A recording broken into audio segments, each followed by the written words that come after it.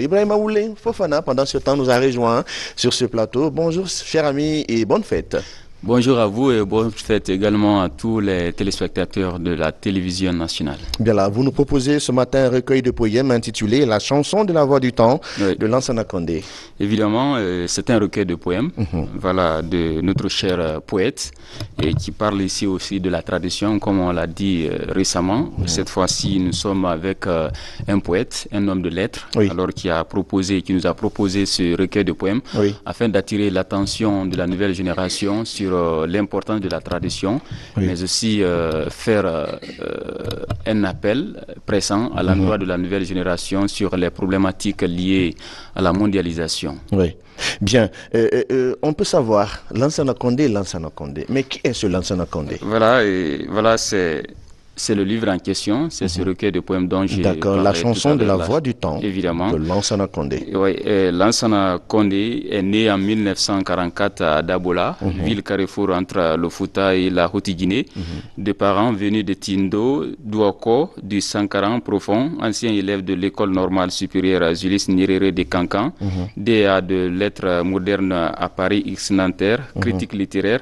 Le profare Lansana Condé a commencé très tôt à exercer sa plume, même s'il a été porté à l'édition sur le tard, après un long périple qui l'a conduit du collège de Tindel-Labé à l'université de Cancan, en passant cet excellent communicateur il a partout les postes clés d'abord de l'enseignement universitaire. Aujourd'hui, cet excellent communicateur repartit son temps entre les activités académiques dans les universités René Lévesque, Mahatma Gandhi et celle de RENACO, ONG nationale dont il est le président et qui occupe une place de choix dans l'instauration d'une culture de paix dans son pays. Lansana Condé, cet homme de lettres, peut-être connu de tout le monde. Hein? Oui. Voilà. Alors, quelle est l'idée principale de ce recueil?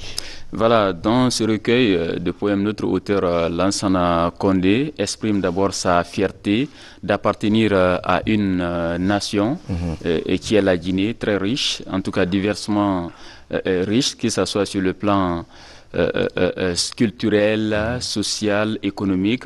Il fait également l'éloge des Djili qu'il considère comme gestionnaires de la vie sociale et culturelle de nos différentes communautés. Et il a voulu dire quoi par la chanson de la voix du temps? Voilà, la chanson de la voix du temps, ici, il le considère, c'est-à-dire ce recueil de poèmes, comme carrefour de la culture universelle. Il glorifie ce qu'on appelle ici la tradition, l'oralité. D'abord, faisons un peu allusion à la chanson de Roland dans la littérature française, c'est-à-dire la chanson de Roland. C'est un poème épique qui parle même de la guerre entre le roi Charlemagne et le roi Marcel de Saragosse de l'Espagne. Donc ici, c'est un poème qui regorge assez de poèmes épiques qui font l'exaltation de nos Djili et qui parlent évidemment de la tradition africaine de façon générale. Donc c'est ça un peu la signification de la chanson de la voix du temps. Donc, mais de toute façon, il a visé un objectif dans ce recueil. Évidemment. Vous l'avez dit tout à l'heure. Oui, l'objectif visé par notre poète dans ce recueil, et c'est d'attirer, comme je l'ai dit tout à l'heure, d'attirer l'attention de la nouvelle génération sur la tradition. Bien sûr. Alors, signification du premier poème du recueil. Voilà. Et parlant de cette signification, nous n'avons pas la chance de déclamer le poème en entier, mais nous allons lire quelques vers de la première strophe de ce poème afin de permettre aux téléspectateurs de comprendre un peu ce qui est dit dans ce recueil de poèmes, parce que vous savez que le recueil de poèmes est différent d'un texte en prose, parce que ce qui est de ligne dans le roman, c'est ce qui est vers en poésie. Ici, il parle de la conscience sur le fond de musique Django, vivre ou mourir, qui importe pour le malheureux, issu d'ombre pensante sans trace, vouloir s'irrite sans soupir, on ne s'improvise point rapace, tant vaut le fils qu'il tient de la barbe, la carapace.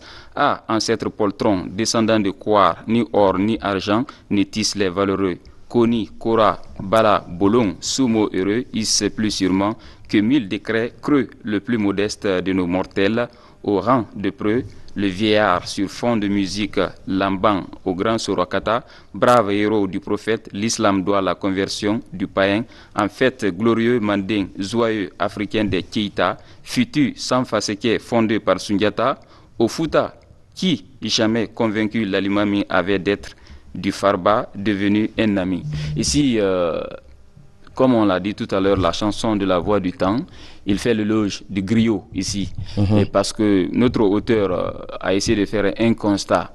Et il a d'abord eu l'obligation d'écrire ce poème afin d'instruire la nouvelle génération sur les problématiques liées à la tradition et à la mondialisation. Parce que tout simplement, il a fait un constat.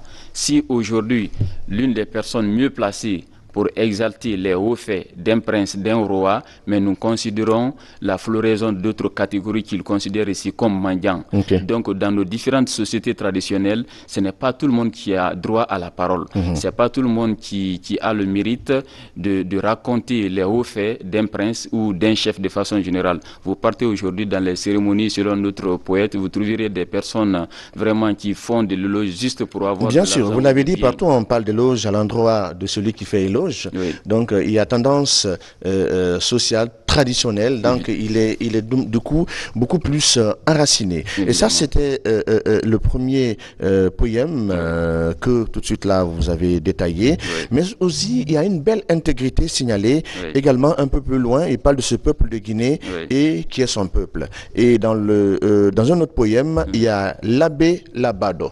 Tout ceci c'est dans un condensé. Évidemment, parlant de belle intégrité, c'est un poème qu'on a lu dans ce recueil qui parle ici de l'excision. Belle intégrité. Dans ce poème, notre poète parle de la beauté de la femme africaine, de son importance dans nos milieux traditionnels. Donc, en quelque sorte, il essaie de condamner l'excision parce que la femme africaine, elle est très belle. Et pourquoi lui faire subir de tels actes qui pourra lui causer le côté de la vie, parce que de toute façon, c'est un sujet aujourd'hui qui défraie la chronique.